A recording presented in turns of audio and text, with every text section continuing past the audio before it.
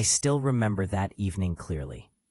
It was late October, the kind of weather that makes you want to sit by a window, sip coffee, and think about everything and nothing at once.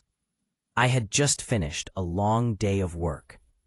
My laptop was dying, so I walked into this quiet cafe near my apartment, a place I'd been to 100 times before. I had no idea that this ordinary evening would change my entire life. She was sitting 2 tables away, blonde hair tied back loosely, big brown eyes focused on her screen, the kind of face you notice even when you don't want to.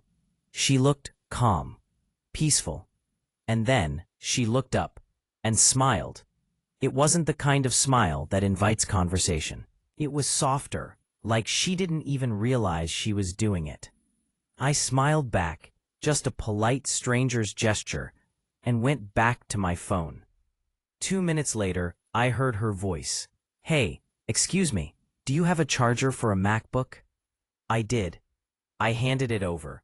And somehow, that's how it all began. We started talking. Nothing deep, just small talk about how terrible Wi-Fi is in most cafes, how she just moved to the city, how she was still figuring things out. Parpak. She said her name was Lena, a freelance designer, working mostly online. She had that kind of energy that fills a room quietly, not loud, not attention-seeking, just warm.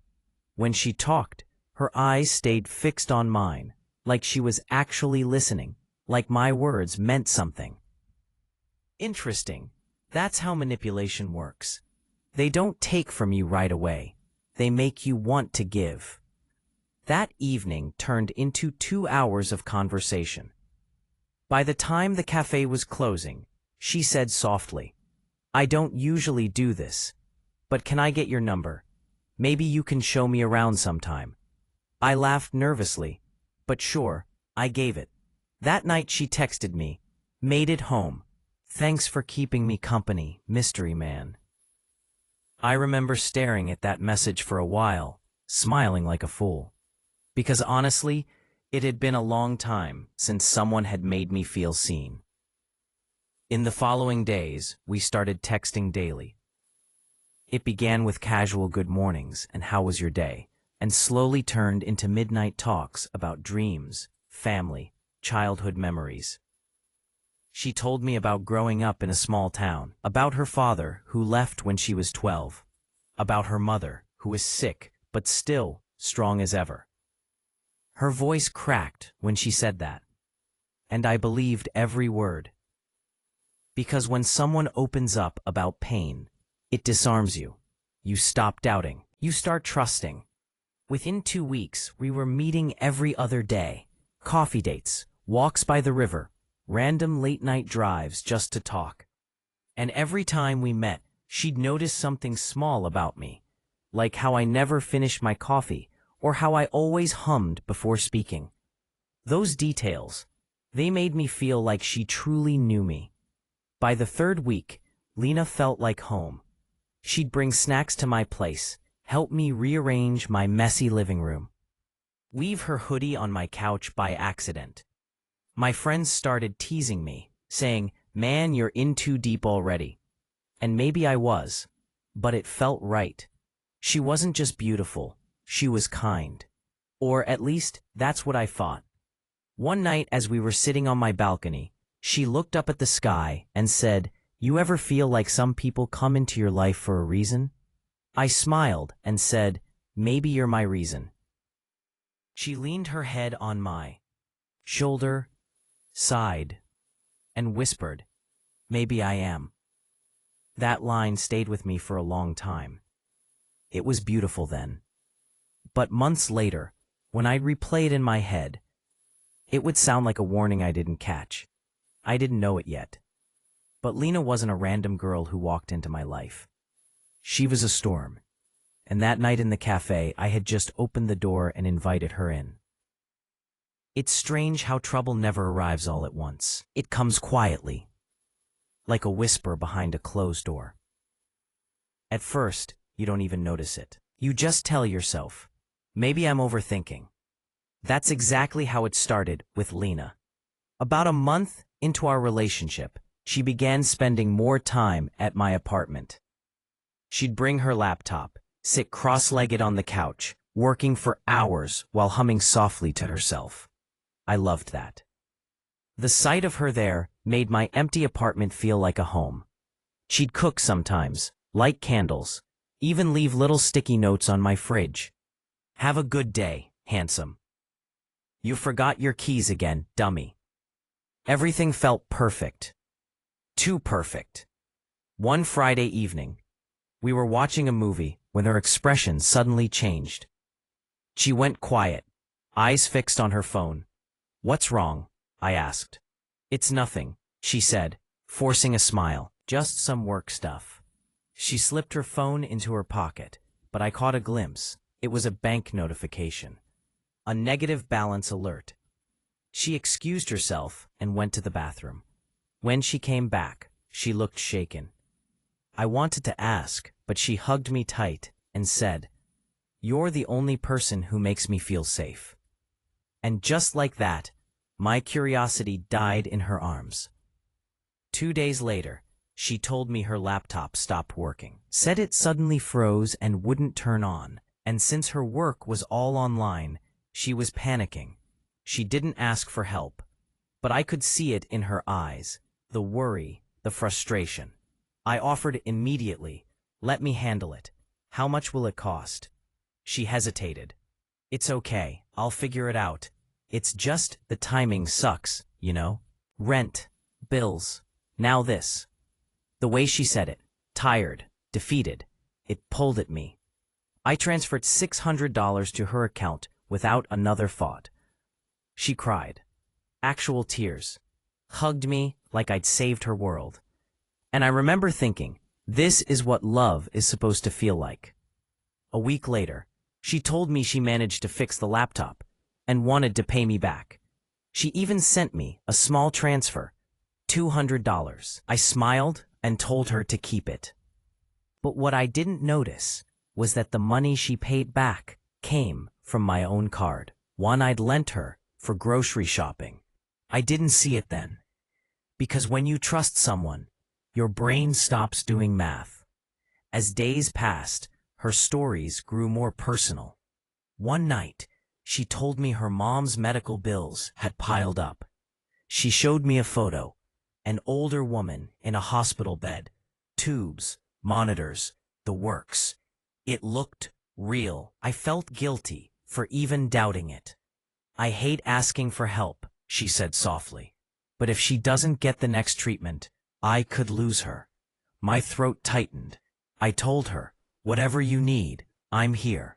She didn't even answer. She just hugged me, shaking slightly. I sent her $1,500 that night. She promised she'd pay me back once a client paid her next week. She didn't. But she did something smarter. The next day, she surprised me with a framed photo of us together. "The one from our last picnic. To remind you how much you mean to me," she said. That single gesture wiped away every doubt. It's incredible how easily affection can erase logic. A few weeks later, she started calling me home. "I'll be home soon," she'd text. "Miss you, home." It felt warm. But in hindsight, I realize she was slowly claiming my space, my comfort, my world. She'd leave clothes in my closet, makeup in my bathroom, snacks in the fridge. My apartment was turning into ours, and so was my bank account. The first true crack appeared one Sunday morning. I was checking my wallet before heading out, and noticed $200 missing. I was sure I hadn't spent it. When I asked her, she frowned, genuinely confused. "You probably used it for gas or something, babe." I wanted to argue, but her tone, calm, soft, almost offended, made me drop it. She kissed me on the cheek and changed the topic. That's when I realized, every time she wanted to hide something, she used affection like a weapon, a distraction dressed as love. Looking back, the signs were all there. The phone she kept face down, the sudden late-night calls, the excuses about clients, the unexplained withdrawals. But I didn't see the cracks. Because when you love someone, you start painting over them, convincing yourself that the wall is still strong, even when it's falling apart. And I was already too deep inside that illusion to notice that my life was quietly being rewritten, one lie at a time. It wasn't some big conversation or decision. One weekend, Lena just never went home. Her things were already scattered through my apartment. A jacket here, a pair of shoes there, a toothbrush beside mine. By Monday morning, the closet looked half hers. When I asked, half joking, "So, do you live here now?" "Yes," she smiled, kissed me on the cheek, and said, "I thought we stopped keeping score." I laughed. But inside, something tightened. That quiet voice that whispers you're losing control. I ignored it. Because love, at least the kind I believed in, was supposed to feel like surrender. The adjustment. At first, it was sweet. She'd make breakfast before work, hum while folding laundry, text me midday, "Miss your face." My friends teased me for finally settling down. Even my mom said, "She sounds good for you." But the small changes crept in like shadows at sunset. One evening, I came home to find my gaming console unplugged, the books on my shelf rearranged by color, not genre. My dad's old camera, the one he used before I was born, was gone from the top of the bookshelf. "Oh, that old thing," she said when I asked. "It didn't go with the vibe. I boxed it for storage." That word, vibe, stuck in my throat.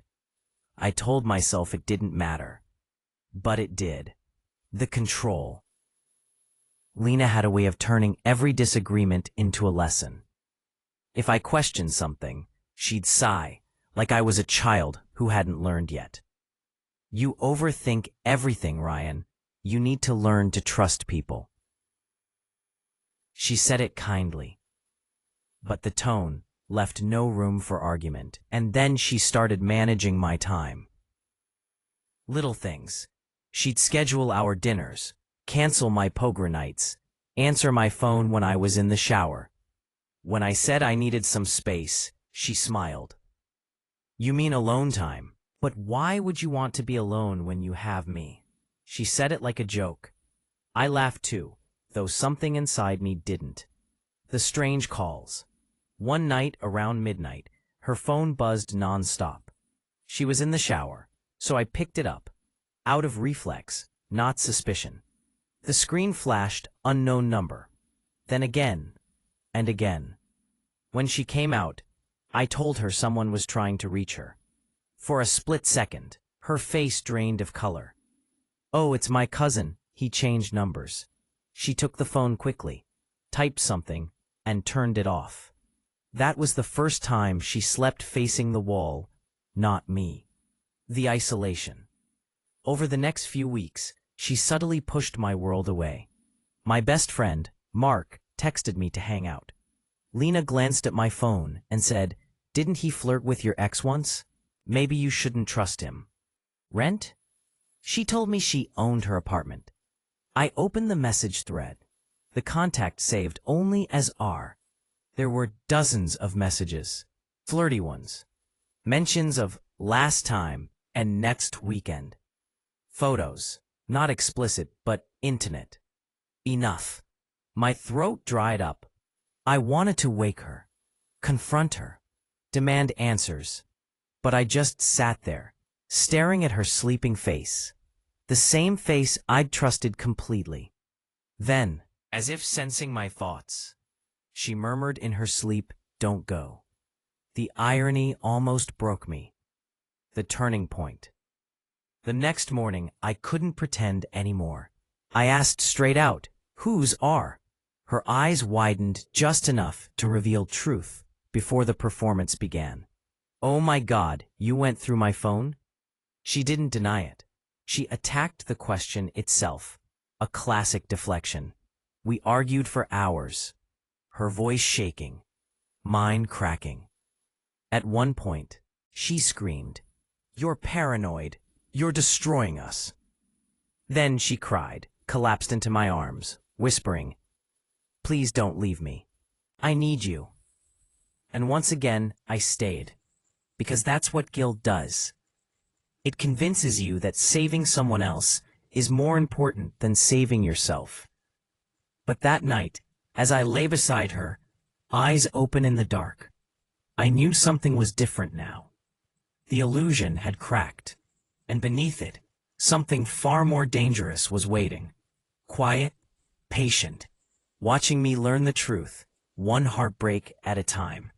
The morning after that sight felt like a hangover, not from alcohol, but from emotional exhaustion. Lena moved around the kitchen like nothing had happened. She hummed softly, poured me coffee, and smiled like the night before was a bad dream. "Let's just forget it, okay?" she said gently. "We both said things we didn't mean." Her calmness almost made me question my own memory. But every time she said "we," I realized I was the only one who'd been honest. I nodded, forcing a smile. But, inside, something had shifted. I didn't trust her anymore. And once that thread of trust breaks, no matter how much you tie it back, the knot always shows. The investigation begins. That week, I started noticing things I'd ignored before. Late-night messages, sudden phone calls where she'd step outside, and that one phrase she always used when I asked too many questions. "It's work-related, Ryan. You wouldn't understand." The problem? Lena didn't have a job. Not a real one, at least. She'd told me she was freelancing, but I'd never seen her working, never heard her talk about clients. So I started digging. One afternoon when she went to the salon, I opened her laptop. No password. Her desktop was spotless, too spotless, except for one folder tucked in the corner named Invoices. Inside were screenshots. Not of business, but money transfers. Different names, different accounts. Thousands of dollars moving in and out. And one name kept repeating. R. Khan. The same R from the messages. That was the first time I said it out loud. "Who are you, Lena?" The stranger within. When she came home that evening, she looked radiant, too radiant, like someone who had just come from winning something. I didn't mention the laptop. I acted normal, cooked dinner, laughed at her jokes, but my mind kept replaying those bank screenshots. At one point, she reached across the table and said, "You're quiet today. Everything okay?" "Just work stress," I said. She studied me for a few seconds, her gaze sharp, like she could sense my thoughts. Then she smiled. "Don't worry. I'll take care of you." Those words used to sound comforting. Now, they sounded like a threat disguised as love. The hidden connection. A few days later, I met my old friend Mark after weeks. He looked surprised to see me. "Bro, you've vanished since you started dating that girl." "Lena," I corrected him. He laughed. "Yeah, Lena. Funny thing though, I swear I've seen her before." My heart skipped. "Where?" He pulled out his phone, scrolled through old photos from a party last year. Then he showed me a picture. In the background, blurred but clear enough, was Lena, sitting at the bar, with R. Khan. "That guy?" I pointed. "Yeah, Raza Khan. He's into shady business, man. Real estate scams, online frauds. Stay far away from him." I didn't say a word. But inside, everything was collapsing. The fake invoices, the late-night calls, the lies. All of it connected now. The hidden phone. That night, I waited for Lena to fall asleep. Her phone, always locked, but something told me to check her handbag. Inside, next to her perfume and wallet, was another phone. No fingerprint lock, just a pin. I tried her birthday. It opened. And there it was, a long message thread with Raza. Flirty at times, businesslike at others. They talked about targets, payments, and moving fast before he suspects. The last message, sent just 2 hours ago, read, "He's getting suspicious. I'll handle it my way." My hands went cold. She was talking about me. The pretend morning. Next morning, she woke up like everything was fine. She hugged me tighter than usual, made pancakes, kissed my forehead. I couldn't even look her in the eyes. Every move she made now felt calculated. Every smile, a mask. When she left the house, I followed her. She took a cab downtown, got off near a small café. Through the window, I saw her sit down, with Raza. She handed him an envelope. He opened it, smiled, and touched her hand. That image burned into my mind. The decision. I wanted to storm in, to confront both of them. But something inside me, something calmer, smarter, told me to wait. To let her finish her game. Because once people like her think they've won, that's when they reveal the whole plan. I went home, sat in silence for hours, and replayed everything from the day I met her. Every laugh, every tear, every word she ever said, and one thought echoed louder than all. You mean alone time? But why would you want to be alone when you have me? Maybe she didn't say that out of love. Maybe it was a warning. That night, when she came home smiling like nothing had happened, I smiled back. Because now, I wasn't the fool in love anymore. I was the man quietly planning how to bring the truth to light.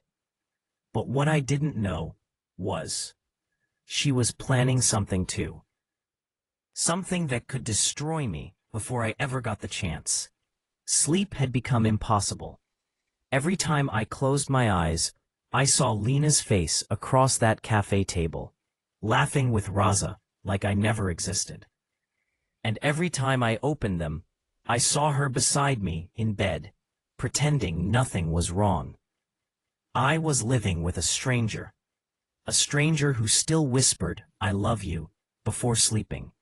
The setup. I knew I needed proof. Real proof. Something I could show. Something that couldn't be denied. So I installed a small camera in the living room, hidden behind a shelf. And I placed a voice recorder under the couch. That night, Lena came home unusually late. Her eyes looked heavy, like she'd been crying. When I asked where she was, she hugged me tightly and said, "Can we not fight tonight, please? I'm exhausted." I held her, partly because I still loved her, mostly because I wanted to believe she hadn't destroyed everything yet. But deep down, I knew this was only the calm before the storm. The first trap. 2 days later, she suggested something unexpected. "Ryan, let's go away this weekend. Just us. Somewhere quiet. A trip." After weeks of tension, it almost sounded romantic. Almost. "Where?" I asked. "My cousin has a cabin near the lake," she said. No phones, no distractions. Something about the way she said no phones made my stomach twist. I agreed, pretending enthusiasm. But the night before we left, I checked the footage from the hidden camera. What I saw made my blood run cold. Lena wasn't alone while I was at work. She'd brought someone into the apartment, Raza.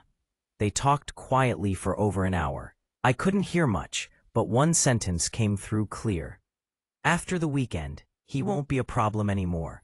Then they both laughed. The drive. Saturday morning, we packed the car. Lena looked peaceful, humming, smiling, resting her hand on my thigh as we drove. If someone saw us, they'd think we were just a happy couple going on a romantic trip. Only I knew it might be my last. I kept glancing at her. Every smile, every glance, all of it felt rehearsed. She was too calm, too perfect. At some point, she asked, Why are you so quiet? Just thinking, I said. About what? About how beautiful this road is. She smiled faintly, unaware that I was memorizing her every move, every gesture, in case I didn't get another chance. The cabin. It was isolated. Trees surrounded it.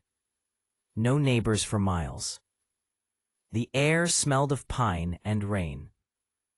She lit candles, made dinner, poured wine, almost too beautiful to be real. We ate in silence. Then she leaned forward and said softly, "I want to start over, Ryan. No more lies." I almost laughed, but I nodded. I'd like that. For a moment, her eyes softened. Maybe she meant it. Then she reached for her bag and said, "I have something for you." My pulse quickened. She handed me an envelope, unsealed. Inside were photos, dozens of them. Me, in my office, at the gym, talking to friends, everywhere. "You've been followed," she said quietly. "Raza's behind it. He thinks you know too much." Her voice trembled, real fear this time. "We have to disappear, Ryan, tonight." The twist, I stared at her. Was this another manipulation? Or had she just turned against Raza? "Why are you helping me?" I asked. Tears filled her eyes. "Because I made a mistake. I thought I was in control. But he's dangerous, Ryan. He uses people, including me." Her hand shook. "He made me get close to you, but then I actually fell in love with you." I wanted to believe her. But trust, once shattered, doesn't rebuild. It haunts. Before I could respond, headlights flashed through the window. A car stopped outside. Then, footsteps. Lena froze. "It's him," she whispered. "He wasn't supposed to come tonight." The confrontation. The door burst open. Raza walked in, calm, confident, a gun visible under his jacket. "Evening, lovebirds," he said with a smirk. Lena stepped in front of me. "Raza, please, don't." He ignored her. "You really thought you could outsmart me, huh?" I looked at Lena, terrified, trembling, and for the first time, I didn't see a liar. I saw someone trapped, same as me. Raza turned to me. "You shouldn't have snooped around, Ryan. You could have lived a quiet life." He raised the gun. Then Lena screamed, "Run!" I pushed her aside, dove behind the table as the gun went off. The shot missed, barely. I grabbed a chair, swung it, hit his arm. The gun fell. Lena kicked it across the floor. For a few seconds, everything was chaos. Shouting, glass breaking, footsteps, fear, and then silence. When I opened my eyes, Raza was on the floor, motionless. Lena stood above him, shaking, holding the gun.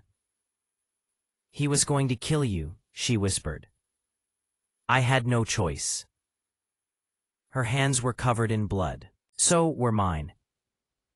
The aftermath. We stood there in the quiet cabin, surrounded by broken glass and smoke from the candles. Neither of us spoke. Finally, she said, "We have to go, now." But something in her eyes had changed, cold, distant, like she was already thinking 3 steps ahead. And that's when I realized, maybe this wasn't Raza's plan. Maybe it was hers all along. The forest was silent, too silent. The kind of silence that comes after something irreversible. Raza's body lay still on the cabin floor. Lena stood there, her breath heavy, her face pale but expressionless. I could hear the echo of the gunshot still bouncing in my skull. "We have to call the police," I said. "No," she snapped. "You don't understand. They'll never believe us." Her voice trembled, but her eyes didn't. She was thinking fast. Too fast. "We'll make it look like he broke in. Self-defense." "Lena, This isn't a movie. Ryan, listen to me, she shouted, tears streaking her face. If they find out who he was, they'll dig into everything, into me, into you. I froze, because I realized she wasn't afraid of prison. She was afraid of exposure. We buried Raza in the woods behind the cabin before sunrise. Every sound, every twig snapping, felt like judgment. When it was done, she whispered, "Now we forget this ever happened." But how do you forget a ghost? When we returned home, the world looked the same. Traffic, people, laughter. Only I wasn't the same. Every time I looked at her, I saw the forest, the gun, the body. She acted normal, cooked breakfast, watched TV, even laughed. But at night she'd wake up screaming, sometimes whispering his name, Raza, like she still felt his presence. One night, I caught her staring out the window at 3 a.m., whispering something under her breath. When I asked what she was doing, she said, "Sometimes I think he's still out there." I tried to calm her, but a part of me wondered if she was right. Then strange things started happening. Footsteps in the hallway when we were both in bed. The front door half open in the morning. A message slipped under the door. "You can't bury what isn't dead." I didn't tell Lena about the note. She was already fragile, or pretending to be. But then she got one too. It was a photo, taken at the cabin. Me and her, the night of the shooting, printed, folded neatly, placed inside her handbag. We stared at it in silence. No one else had been there. No one. Unless Raza wasn't really dead. I checked his pulse, I whispered. "Then who took this photo?" she asked, trembling. That night, we barely spoke. She slept on the couch. I stayed up, holding the gun, just in case. At 2:17 a.m., my phone buzzed. Unknown number. Message: "You should have finished the job." The paranoia consumed us. I stopped going to work. She stopped answering calls. Every knock on the door felt like Judgment Day. One afternoon, while Lena was showering, I checked her bag again. Inside was another phone, a new one, unlocked, and on it, messages. With Raza, recent ones.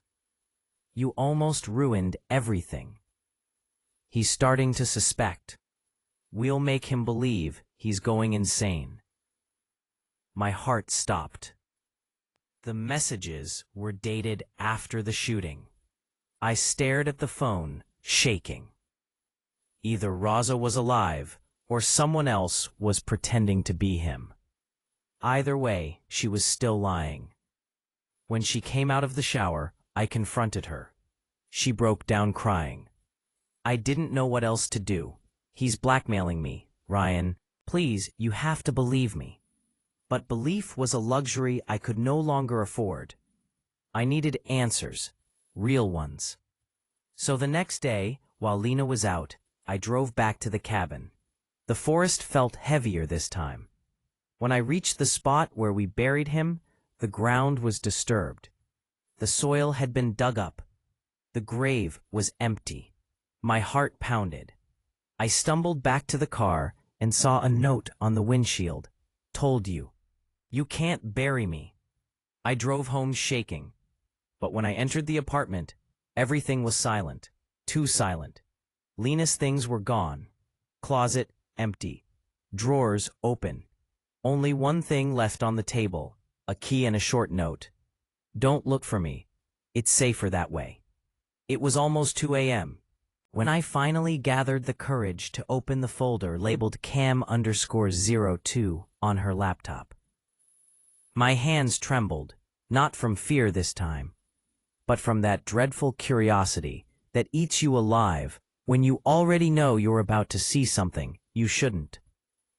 For a few seconds, the screen stayed black. Then the video flickered on. It was my living room. The same couch where we had sat countless times, laughing, eating, watching movies.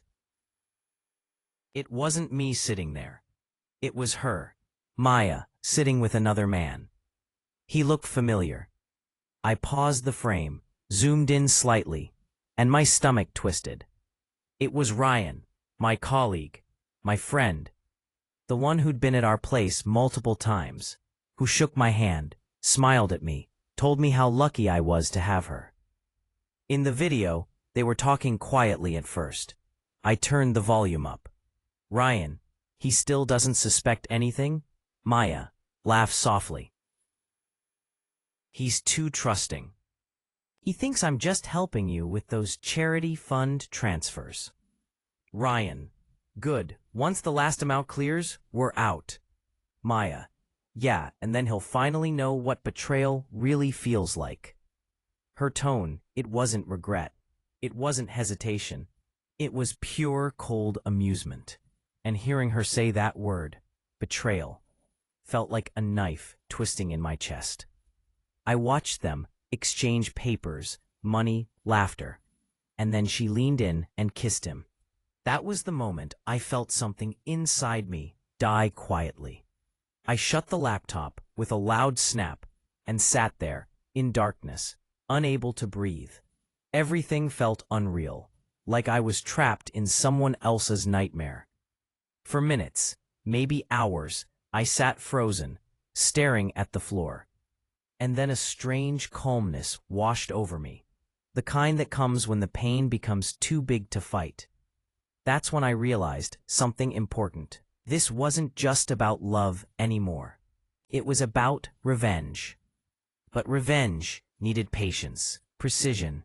So instead of confronting her, I decided to play her game, silently. The next morning, I acted normal, smiled, made breakfast, kissed her cheek like nothing had changed. Because now, I wasn't her victim anymore. I was her shadow, watching, waiting. Over the next few days, I started collecting proof, screenshots, voice recordings, everything that could expose both her and Ryan. And while I smiled in front of her, I began setting up something behind her back, a trap that would destroy everything she'd built with her lies. As I watched her laugh at dinner that night, pretending to love me, I whispered to myself, "Keep smiling, Maya, because when the truth hits, I want to see your face, when the mask finally falls." And in that moment, I knew the game had just begun. From that night onward, every breath I took was part of a plan. I woke up next to Maya every morning, smiled at her the same way I used to, but inside, I was mapping her downfall, piece by piece. I knew I couldn't confront her yet. If I showed even a hint that I knew the truth, she'd twist it, manipulate it, cry her way out like always. So I played her game, only this time, better. I started with her phone. She always kept it locked, Face ID enabled. But one night, while she was asleep, I carefully lifted her head, used her face to unlock it, and sent everything I needed. Screenshots of her chats with Ryan, bank transactions, voice notes, to my hidden email. Then, I deleted the sent history. The more I read, the darker it got. She and Ryan had been planning this for months. The charity fund I had helped her promote? It was fake. All the donations were routed through a chain of accounts, ending in Ryan's name.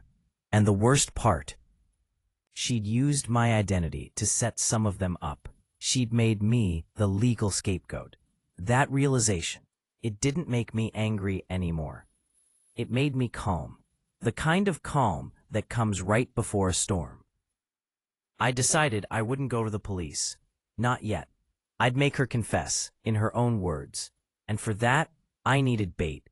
The next evening, I casually mentioned at dinner, "Hey, I think the charity might be getting audited next month. Some donors are asking for transparency reports." For a split second, I saw her fork freeze mid-air. She blinked quickly, smiled, and said, "Oh really? That's great. We should show them how transparent we are." But her eyes, they told a different story. I could see panic flicker inside them. Over the next few days, I noticed her making strange calls, deleting texts, spending more time outside, meeting clients. She was trying to cover her tracks, but every move she made only made her more predictable. Meanwhile, I was preparing my final act. I bought a small hidden camera and planted it in our living room, the same spot where I'd seen her betray me in that old video. This time, it would be my footage, not hers. And then came the day I'd been waiting for. She walked in late, clearly anxious, clutching her phone tightly. I pretended to be asleep on the couch. She whispered into the phone, just loud enough for the mic to pick up. "Ryan, we need to move the money today. He's getting suspicious. I'll distract him tomorrow, and you finish the transfer, okay?" My heart thudded, but I didn't move. I let her finish, hang up, and walk away. I smiled in the dark, because what she didn't know was, every word had been recorded. Every lie, every secret, and soon it would all come crashing down. That night, as she slept peacefully beside me, I stared at the ceiling and whispered, "You made me the villain of your story, Maya. But when this ends, the world will know who the real villain is." For the first time in months, I felt in control. Every lie she told, every fake smile she gave, I let it play out because I knew exactly where it was leading. The footage I'd recorded the night before was proof enough to bury both her and Ryan. But I wasn't done yet. I didn't just want them caught. I wanted them exposed. I wanted Maya to feel what I had felt. That slow, suffocating dread of realizing your whole life was a lie. So I kept acting like everything was normal. We had breakfast together. I complimented her new dress. I even took her out for dinner that weekend. But the more I smiled, the more nervous she became. Her eyes darted around when I talked. She fumbled with her words. Her mask was starting to crack. Then, one morning, she did something strange. She asked me softly, "Hey, do you ever check your emails?" That question hit me like a dart. She was fishing. Maybe she'd noticed my hidden backups. Maybe Ryan had warned her. I laughed it off. "Not really," I said casually. "Why? You send me something important?" She smiled faintly, shook her head. "No. Just curious." But her voice trembled slightly. She was scared. That evening, I decided it was time to tighten the trap. I uploaded the hidden footage, the call recording, and copies of all her fake documents to a private cloud drive, and scheduled an auto-send email to the police and her own inbox. Timer, 48 hours. If anything happened to me, or if I didn't manually stop it, everything would be released automatically. Then I went downstairs and sat with her like nothing had happened. She was watching a movie, pretending to be calm, but I could feel the tension in the room. Her fingers were tapping nervously on her thigh. Her phone kept lighting up with messages she wouldn't open in front of me. Ryan was panicking too. That's when I noticed something. She'd been quietly transferring small amounts from my account. A few hundred here, 1,000 there. Slowly, carefully. She thought I wouldn't notice. That night, I confronted her. Just enough to make her sweat. Me. "Hey, did you use my card for something online? There's a charge I don't remember." Maya, smiling nervously. "Oh, yeah.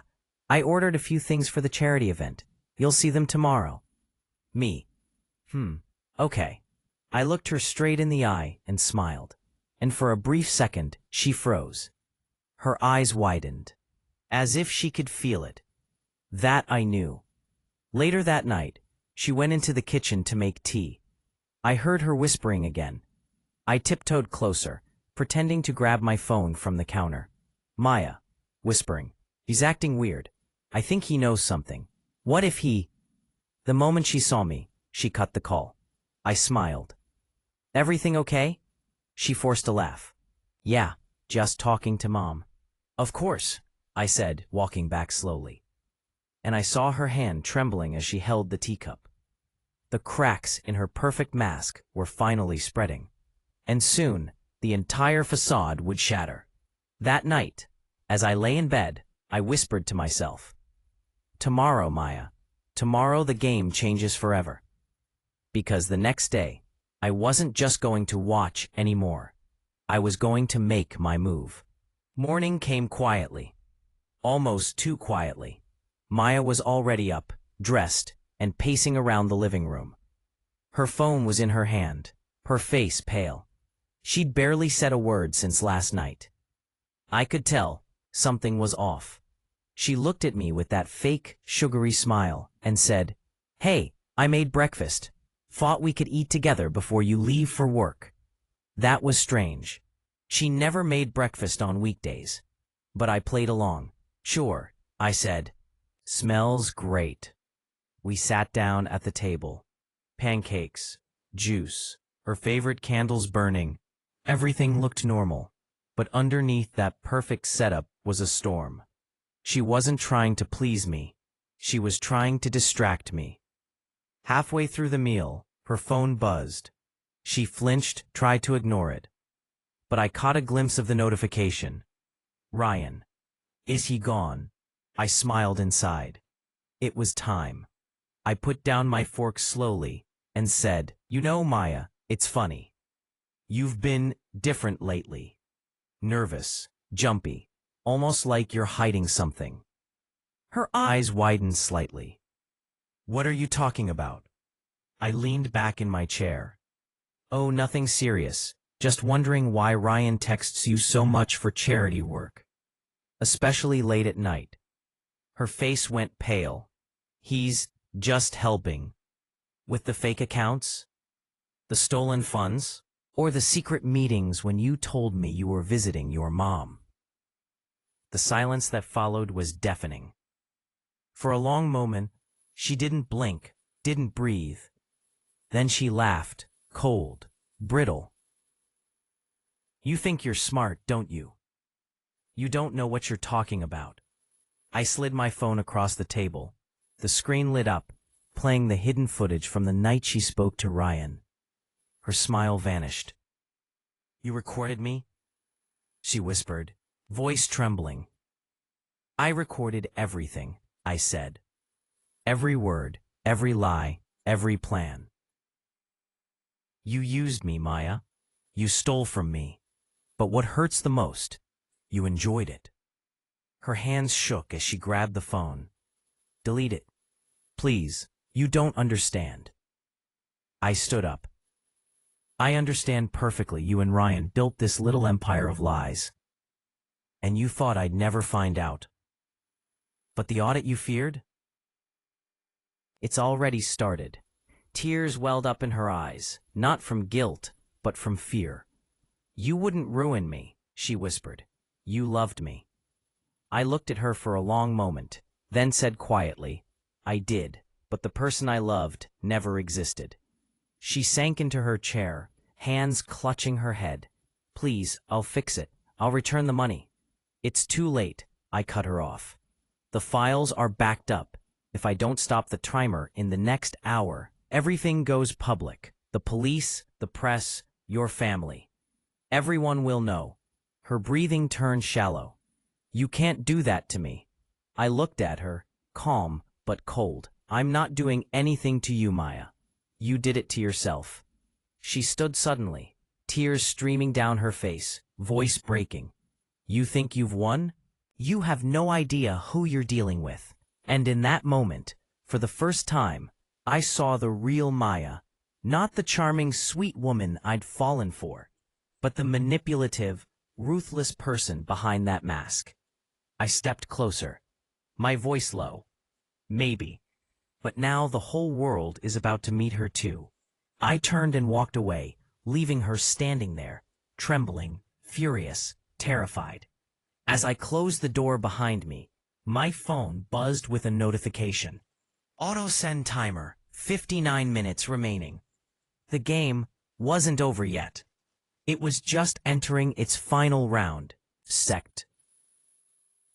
I thought it was over. I thought I'd finally taken back control, exposed the lies, ended the game, let the world see who she really was. But another part, the one that still remembered her laughter, her warmth, her "I love you," that part hesitated. I closed my eyes. Maybe I still wasn't as cold as I thought. Then suddenly, my phone buzzed. It was a message from Maya. Maya, please come back, just once. Let's talk. I'll confess everything. No lies. I swear. For a few seconds, I just stared at the screen. Every instinct screamed, don't go back. But curiosity, guilt, maybe the need for closure, it pulled me in. So I drove back. When I entered the house, the air felt heavy, too quiet. She was sitting on the couch, eyes red from crying, a half-empty wine glass in her hand. Maya, I don't even know who I am anymore, she whispered. You took everything from me. My peace, my reputation, my future. I looked at her calmly. You destroyed those yourself, Maya. She nodded slowly. Maybe I did. But I can't let you destroy me publicly. I can't. Her tone changed. It was no longer guilt. It was something darker. She stood up, and that's when I saw it. A small kitchen knife glinting in her hand. You think you're going to humiliate me, Derek, she said, voice trembling. You think you'll ruin my life and walk away like a hero. I stepped back slowly. Put it down, Maya. You don't want to do this. Tears streamed down her face, but her hand stayed steady, and then she lunged forward. Instinct took over. I grabbed her wrist. The knife clattered to the floor. She fell against me, shaking, sobbing uncontrollably. I didn't want to lose you, she cried. Ryan made me do it. It was all his idea. I didn't say a word, because I knew it was only half true. As she sobbed in my arms, my phone buzzed again. Another message. From an unknown number. Ryan, you think she's the only one who can play dirty? Good luck explaining this when it's your fingerprints on her bruises. And in that instant, I realized what had just happened. The trap had flipped. Maya looked up at me, tears gone, a faint smirk on her lips. Looks like you're not the only one who knows how to plan ahead. I froze. She'd set me up. The knife, the bruises, the message. Everything was designed to make me look like the abuser, the manipulator. My heartbeat thundered in my chest. I stepped back, grabbed my phone, and opened the timer. 3 minutes left. I stared at her one last time. You could have chosen truth, Maya. And you could have walked away, she whispered. I pressed send now. A loud chime echoed from my phone. Files sent. For a moment, everything went still. She just stood there, face blank, eyes hollow. Then she laughed, softly. You actually did it, I nodded. Goodbye, Maya. I turned and walked out, this time for good. 2 days later, the news broke everywhere. Headlines read, Charity fraud couple exposed, over $1 million stolen. Maya and Ryan were both under investigation. Their names, faces, everything, public. I didn't feel victory. I didn't feel relief. Just emptiness. Because in destroying her, I'd also destroyed the last piece of the man I used to be. That night, I sat alone on the same couch where it had all started, and whispered to myself, love didn't betray me. I betrayed myself for loving the wrong person.